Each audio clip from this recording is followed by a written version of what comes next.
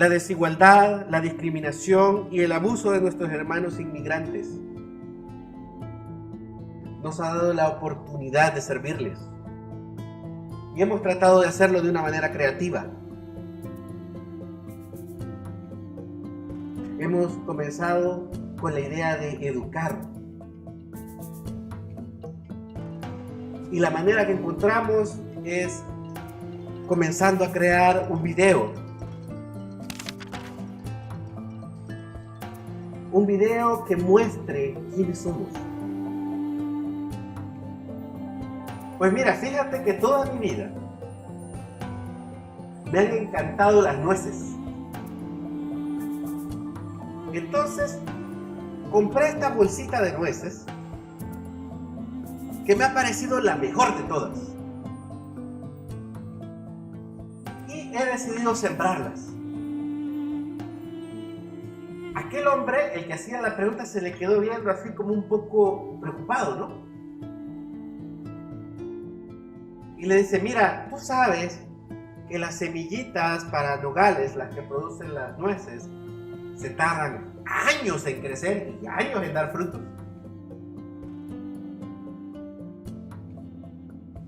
¿No sería más fácil que sembraras tomates, sandías o melones, algo que tú pudieras disfrutar? Porque para serte honesto, no creo que tú vivas lo suficiente para ver las nueces. El anciano se le quedó viendo en silencio. Ustedes recordarán alguna vez alguna mirada que les dice así como, hijo mío, no sabes lo que hablas. Entonces, aquel hombre que había hecho este comentario no sabía si sentirse así como apenado por lo que dijo o como medio tonto por el comentario. Entonces le dice el anciano, mira, estas semillas que tú ves aquí, posiblemente el que las sembró nunca vio el fruto de su esfuerzo. Pero ahora yo lo veo, yo lo disfruto. Entonces siembro esto pensando en aquellos que disfrutarán, no sé cuándo, de estas nueces. Y quizás ellos también piensen igual que yo y siembren otras nueces. En lo que se relaciona a nueces, no se trata de que yo me las coma. Se trata de pensar que otros la van a disfrutar. Tenía una pequeña propiedad. Well, my childhood was incredible. My family was poor and my father was a fisherman, and he was the only one who worked. My mother was just a person who maintained the home. My grandparents had a small property, and so they would plant and cultivate beans. They grew corn, they grew sorghum, and so at 4 a.m, I would go help my grandfather. And so that's how, with the earth, working in the country, that's how I grew up. So I grew and grew, and so then when I was around 12 years old, I went to school for the first time, and I only did 4th grade there, because when I was too big and people would make fun of me, they would say I was so big and I was in a really low grade, that when someone is 12 years old, they should be already in 6th, 7th, or 8th grade, and that's how it went. I only did 4th grade, and that's how I stayed. I didn't think much about being big when I was little. I didn't know what I was going to do when I was big. Yes, I had to work. I was about 13 years old.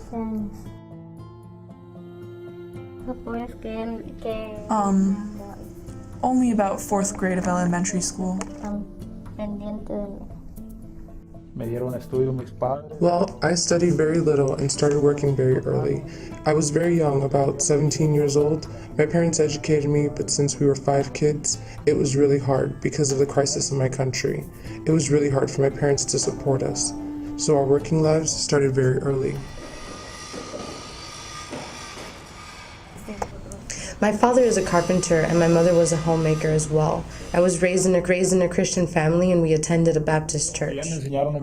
My mom was always home, and as of yet, both my parents are still alive. Thanks be to God. It was fine. They taught me how to work. Thanks to my parents and to God that I was never in a gang or under any bad influence. My parents taught me to work. I wanted to be a nurse, but then I grew up and I wanted to study communications or something in design. But since I lived in a small town, not big at all, and it borders with the United States, you cannot study something like that because there were no jobs for it. You had to move to the capital city or a bigger city where you can study and work those careers.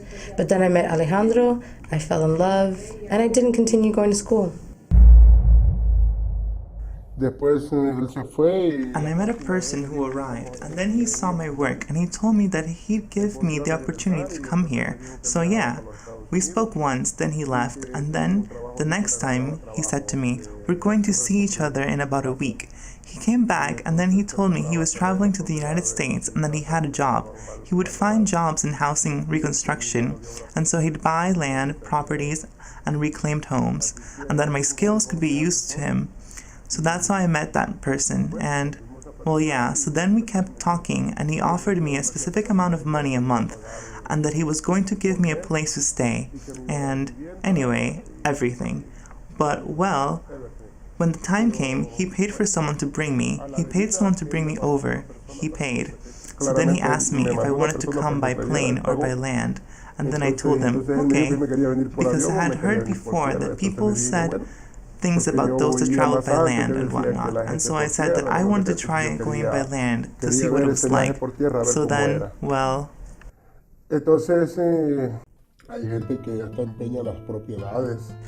Well, you become disappointed, but you have to make the effort because you've left your family behind. There are people who sell their properties, but in my case, I had already had a responsibility because I had signed a 3-year contract. They gave me a little bit of money to leave to my family, and they told me that they've given me the rest of it when I was here. Once I got here, I took a part of it to the person I was going to live with. I did not want to suffer through the same thing, and I expressed my feelings to Alejandro, and he said, well then let's leave. And I was the one to decide to come to America. Then when I decided to come, I prayed to God that it be His will, and for 1 whole week, I knew nothing of Alejandro while he came to the U.S. first. Now, thanks to God, we have been here for 7 years, going on 8, but still, it has been hard.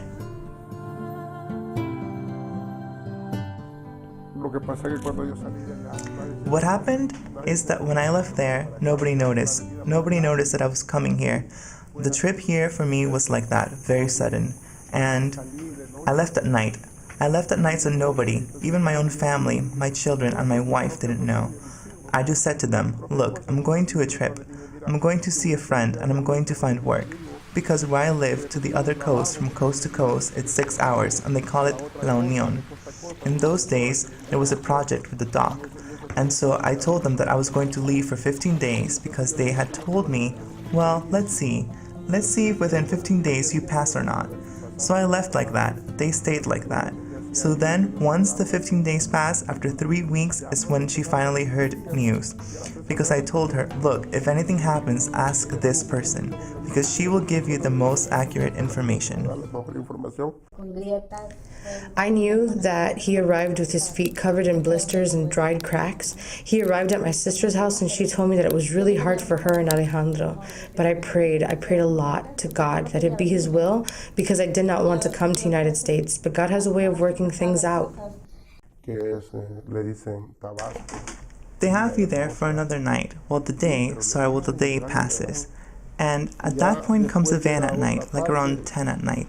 And from there they pick you up, and then I remember this other hotel we arrived to called Tabasco Villahermosa. And then they drive and drive and drive, and then you get to this other place that is like a giant but abandoned factory. And there come some huge trailers, and then inside each trailer are 2 concealed compartments. One on top and one on the bottom, and that's where they put you. And they fit up to 30 people, and then they tell you not to make any noise or anything like that. That if anything, when we hit a checkpoint, they'll touch you, and when they touch you, you have to be quiet. And then the very urine you release, they throw it on the inside of the trailer because I asked them about that. I asked them, why throw that urine on us, because it smelled horrible. They said that because in case the officials brought their dogs whose name for humans, they wouldn't be able to smell any humans around. The urine, it covers up the strong human odor, so the dogs cannot tell that they are carrying humans with them inside. Adentro. Ahí te tiran al río a las 3 de la mañana y te tiran así por todo el zapato y ropa. You can't see a single part of their bodies. They're covered in tattoos with signatures, names of women, and everything. And well, when you arrive in the middle of the night on the border between Piedras Negras of the United States and the Piedras Negras of Mexico, they throw you in the river at 3 in the morning. They throw you in there just like that, shoes, clothes, and everything. And I asked one of the men about it. I told him, why won't you let me take off my pants and shoes? I said, because I'm going to get wet. And it was very cold. It was around October and it had started to get very cold.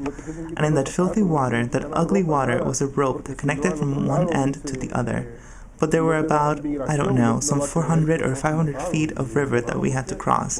And, no, he said, you don't have to take off your shoes. You don't have to take off your clothes, nothing. Because when, on the other side, he said, immigration won't think you're a wetback. And I said, a wetback? Why? Well, he said, because you're traveling without any papers. You're going to go in and you're going without papers, okay? And then there's the big chain, around 25 people waiting there. And so, well, there's a connection. They get onto a house with like a flat roof, and they begin to flash a lantern at the other side at 3 in the morning. And you can see as the van passes, the van from the United States on the other side of the river, they are in a line. When the van passes, I notice that they're flashing and flashing and flashing their lanterns. After 3 flashes, on the 4th one they said, okay, grab it quickly. And they grab onto the rope and they say, and hold onto the rope. And I don't let go, because if you let go, you will be lost in the river. Because how will we be able to find you afterwards? And so I had water up to my chest. And further behind me was a woman who had a child with her, and the water dragged her away, and I was able to grab onto the child, so I let go and I gave the child to someone else. And the person passed the child down, and I let go and I went down and was able to catch the woman. So I was able to get her out with one big pull. And yeah.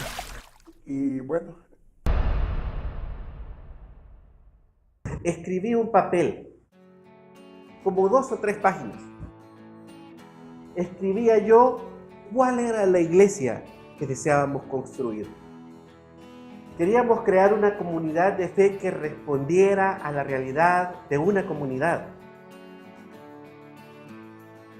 Pero no de cualquier comunidad, de una comunidad inmigrante.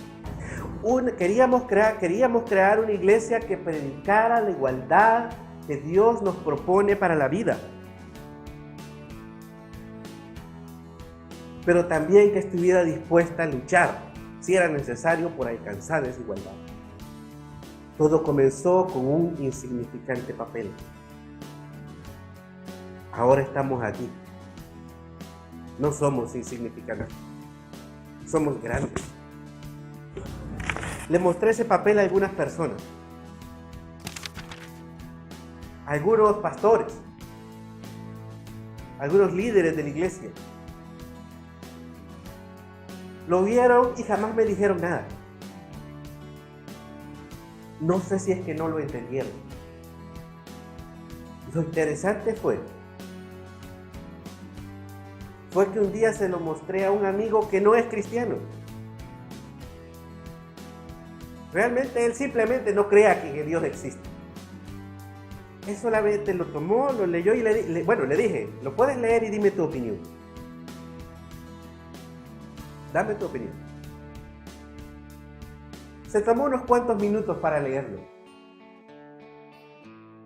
Lo puso en la mesa y me dijo, ¿estás seguro que puedes hacer esto?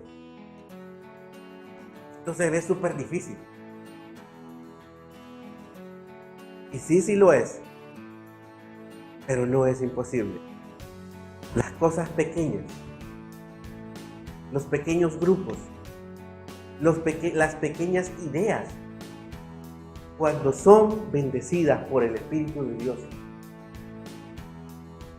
ellas crecen. Ellas crecen y son el reflejo del mismo Cristo viviendo en nuestra vida.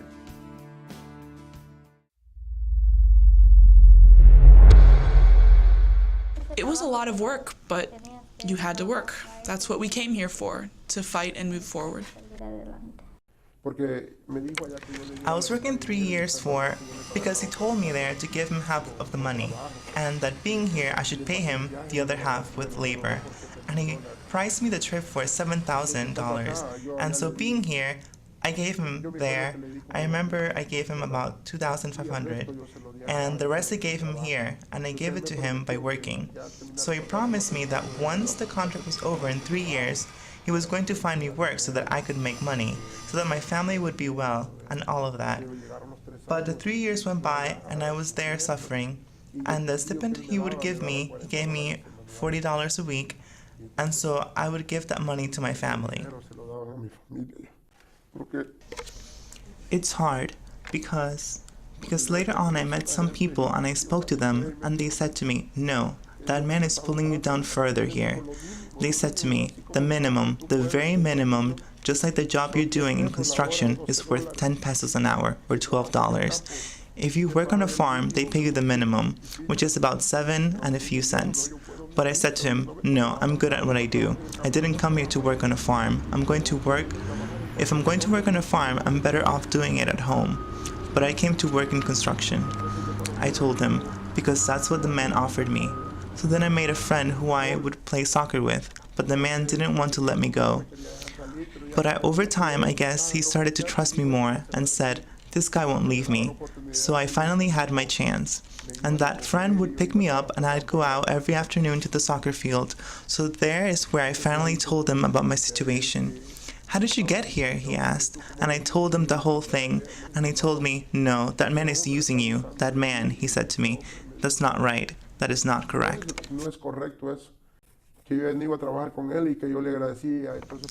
He would take me to work. I spoke to the man and I told him I was no longer going to work with him, and that I thanked him because I had already paid him his money. I was no longer in debt to him. But he said to me, no, I brought you so that you would work for me, not so you would work for other people. I said, what can I do? My family is starving to death.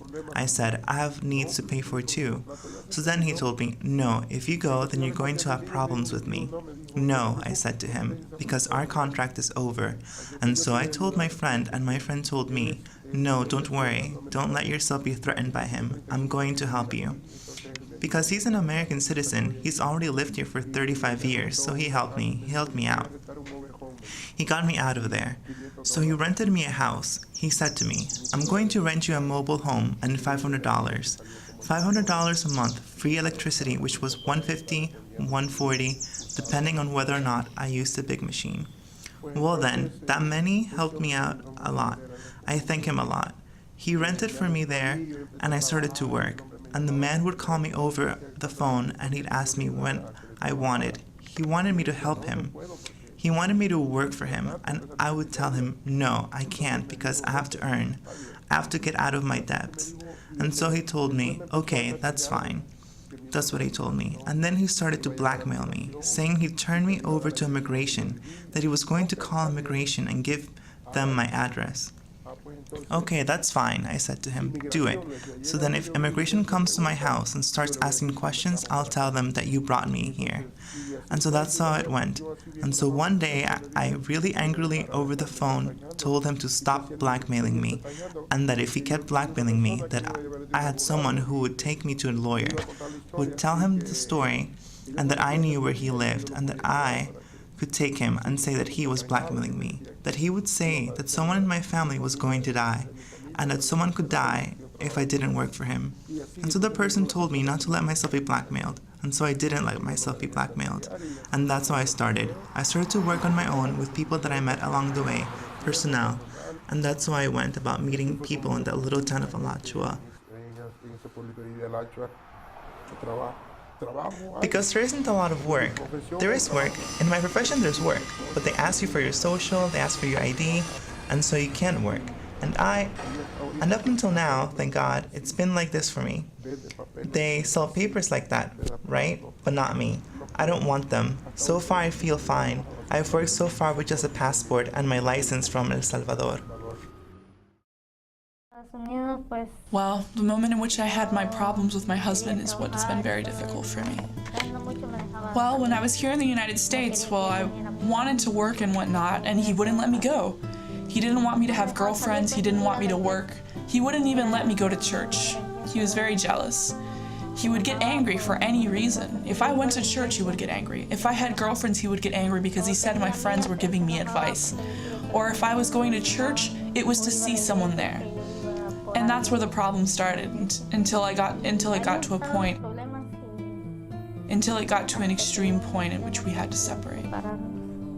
And he kept pushing me and the problem started, and I told him, no, I'm not saying anything. You know what? I told him, I can't stand you anymore, and I'm going to keep working, whether you like it or not, I said. I came here to fight in this life and to bring my family forward, I said. I came to bring my family forward, and here I am, and I'm not going to listen to you. That's why I'm not saying anything, I told him. I'm right here, I'm taking care of you, I'm doing my work, and that's how I am, I said. And at that point, he started hitting me and the problem started. And then, we went to a party and he started to cause problems. And a friend told him that I was with my boss. Well, I don't know. And then he came and he hit me very hard in the face. He left my face destroyed. I couldn't even see anymore. I was at work with my glasses on. I was at work and I didn't even eat anymore. I would go eat only a little, and I was ashamed in front of the multitude of workers we were with. And he started hitting me, and what he would say, don't eat, he would say. When it's time for lunch, you eat in front of all the workers. If they're workers, we have to eat, I said. It's a schedule they're giving us, and we all have to eat. He said, no, you have to eat alone over there. You have to go eat lunch alone. And I said, no, I can't, because it's the lunch hour they give all of us, and I have to eat with all those people. I can't go eat by myself out there. And he'd say no, and then he'd come again and start hitting me.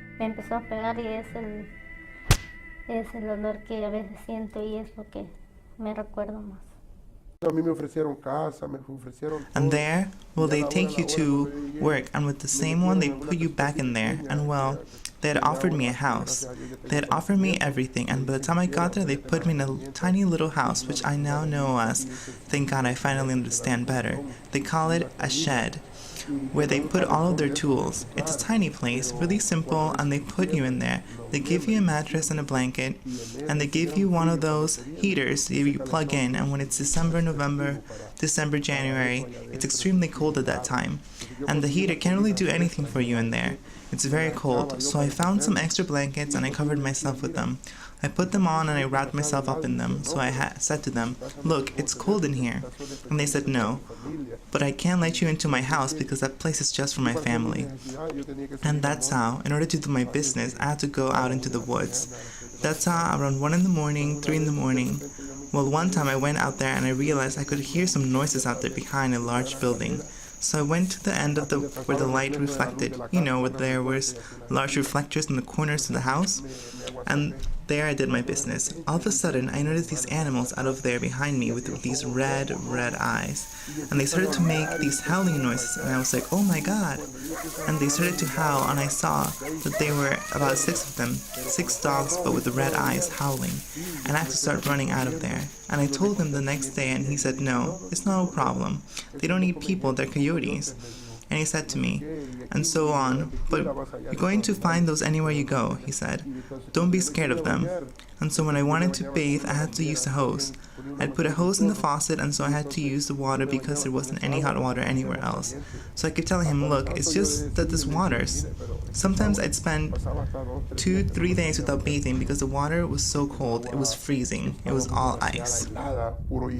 And the only thing that really affects me here, I'll say it again, it's the English, because I can learn it professionally. But thank God I keep pushing forward, because finally people can understand me a bit better. When I had just arrived, I was like a blind man. What's the point of being in the United States? You have to learn English. If you don't learn English, well, you're not in your country. You can't just go up to any person and say, hey, where is the street leading to? Para pedir ayuda o llamar a la policía o algo, no sabía cómo era. Well, when the problem started, I didn't know how it was. I didn't know anything about the United States. I didn't know what the law was like here. I didn't know anything, and with my girlfriends, I didn't have much time to meet them. I didn't tell them things. I was afraid to say anything because I didn't know what the law was like here, and well, I kept going on with it, putting up with him, and kept forgiving the things he did to me because I didn't know anything. I didn't have anywhere to go. I didn't have my job yet, and I just didn't know. In time, I kept meeting people and went asking about what the law was like here in the United States and everything. And the time came in which he started assaulting me and hitting me and insulting me and all of that. And then I finally knew about what the law was like here, and well, I had to do it. I'm doing it now. Yes, I found help, thank God. Well, the pastor I have here, he's helped me a lot, and I thank God for that. And, well, here I am moving forward, little by little, with God's help and my pastor's help, who are always here with me. When we separated with him, he started with the threats, and he started to insult me. And then I asked for a restraining order, and yes, well, they gave me the order. So right now, I don't know anything about what's going on with him as he hasn't seen me, and I kept moving forward. I was with him putting up with that for about 3 or 4 years because I could no longer stand how he was mistreating and hitting me. For me, it was very difficult. I became desperate, and I'd say to myself, no, I have to go back to my country, because I couldn't stand the blows he gave me, and it made me very sad.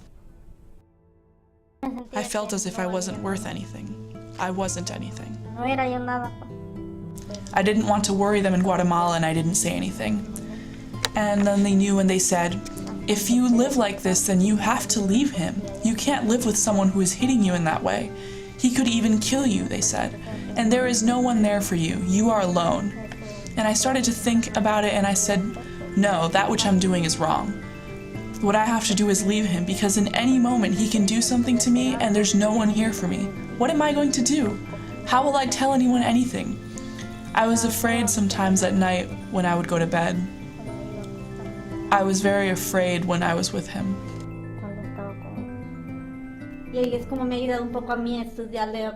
I can help them at home with their homework, and that helps me learn a little English by helping them. Well, learn any English. I've never learned English. I'm from the US-Mexico border, but I never learned English. That is really how I've learned any English. I used to go to their school every week. I used to go to school with them to eat, and because I wanted to participate, but now I cannot because I cannot obtain a Florida driver's license, so I cannot participate. I cannot volunteer, and I cannot be a chaperone for field trips. I struggled to get into the school because I need a driver's license to get in. It has been really hard for me, and it's even harder for the kids because it's hard for them to understand. Why can't you come with me, Mommy? And I say, I cannot, honey. I cannot because they won't let me in. It's been really hard. It's happened twice that I have been stopped by the police, and thanks God, I have only received warnings, but it is very traumatizing for the children. They only need to see the police, and they become nervous and anxious. The last time that I was stopped by 2 cops, it was traumatizing for the kids because they thought that the cops were going to take me away. And the kids cried until we got to the barbershop where my husband and son were getting their hair cut. And they arrived crying and nervous because the police were going to take me away. But thanks to God, that did not happen. And now when we see the police, I tell them to start praying to God. We are here to stay, but pray to God that it be His will. And now when they see the police behind me, the kids tell me, Mommy, Mommy, I prayed, and they pray to God. But since they always ask me, when are we going back to Mexico, I have to tell them it's God's will.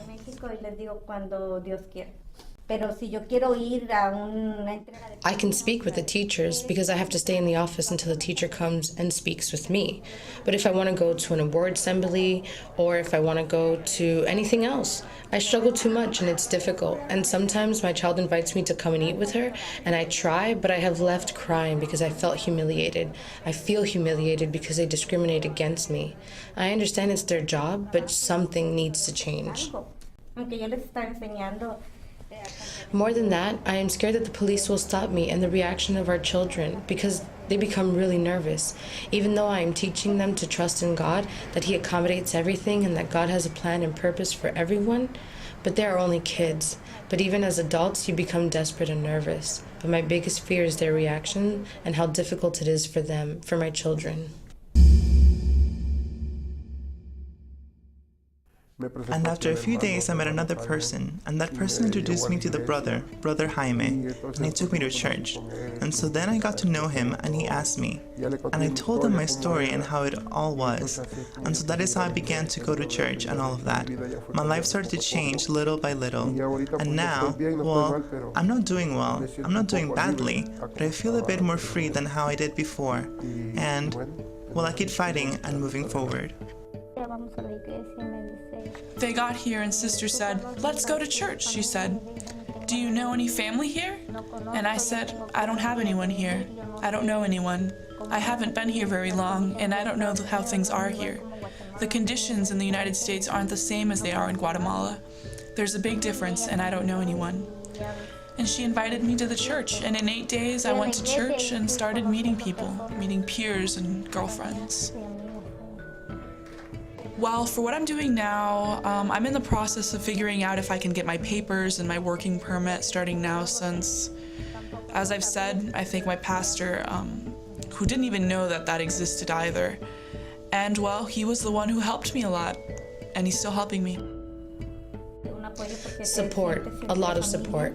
Thanks to the pastor and the support of a family, because you feel like you're part of a family. You can feel the love of Christ amongst the members, and the pastor has been a great source of support and assistance. You can feel the love of Christ.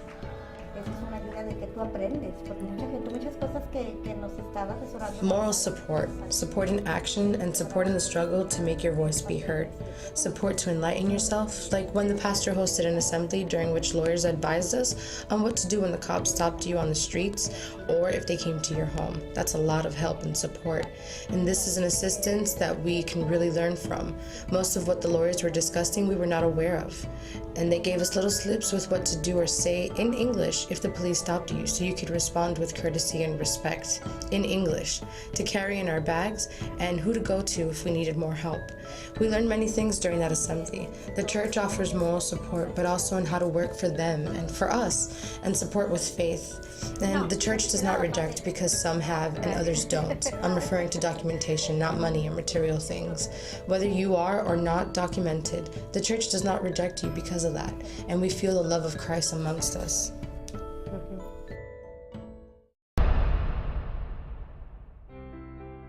Hace 2 años comenzamos un proyecto que se llama Iglesia Hispana de Alachua. Y nunca he dicho que nosotros seamos una insignificante iglesia.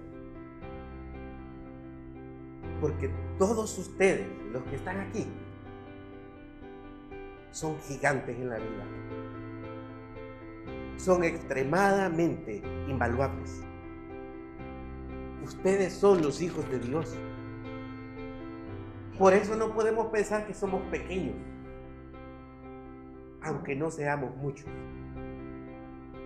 porque Dios está detrás de nosotros.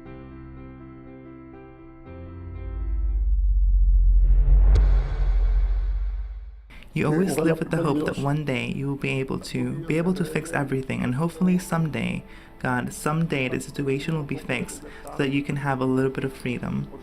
Because, well, that's the idea. If you come here to suffer.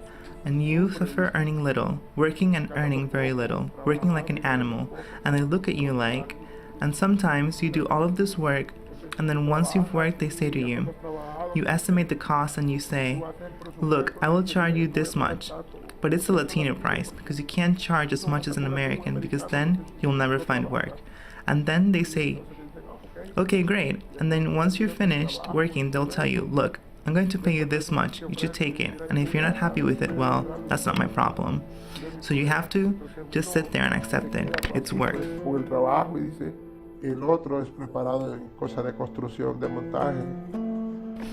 And well, the first one was born, then came the second one. There were 2 boys and 2 girls, and thanks to what I have done for them, they are prepared, thank God. One is trained, he works in electricity. The other one is trained in doing construction work and assemblage. And the other girl is educated in industrial administration. And the last one is about to go off. She's about to go off to school. She says that she supposedly wants to be... I have no idea. I don't know what she wants to be. Anyway, so she's the last daughter I have left. She's 15 years old, so I think she'll be graduating next year. And that's Well, that's my story. That's my life. That has been my life, and I'm still here fighting. Vivo acá luchando. Pues los aconsejaría que hiciera lo mismo lo que yo hice y no siguiera Well, I'd like them to do the same thing I did and to not keep putting up with their men hitting them, because that is worth a lot. My message is for the citizens to please not support anti-immigration laws. Many of the polls, the politicians that support these anti-immigration laws conduct these polls because, like they say on television, these polls show that a lot of citizens support these policies and laws.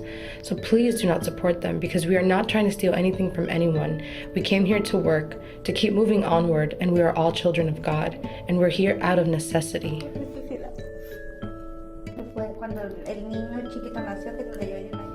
God and my faith in God, and my faith in being closer to Him. I always thought when we left to Mexico, when my son was about a year old, because I was raised in a Christian community, that I moved away from God. So then, when we moved to Ocala and went to Mexico, I always thought we left because of that. When we struggled, it was because of that, because of leaving God's side. And in that way, I became closer to God. And in Mexico was the way I became closer to God. And that was when I reconciled with God and I placed everything in His hands. I did not want to come, and that is when everything happened with Alejandro and we came here. I think it's because of God we are here, and that we're going to stay here until God decides. And that is what I wish to impress upon my children, to have faith in God and in God's love, and that God provides everything, and that God is in control of everything, in good times and in the bad times. It's hard being here, and once here, well, you have to keep fighting and pushing forward, because there are many people who are racist. They don't look at you the right way, but maybe it's because there are other people who also come to this country, and instead of coming to work, they have a bad perception of Latino, and we all pay for the actions of one.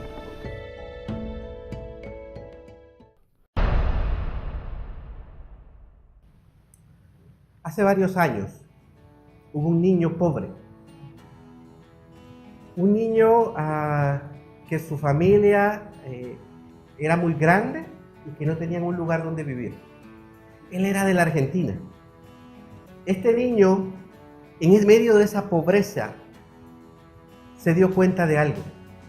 Se dio cuenta de que allá donde la capital, donde estaba el presidente le estaba dando trabajo a todo el mundo. Pero él tenía un problema. Él vivía muy lejos.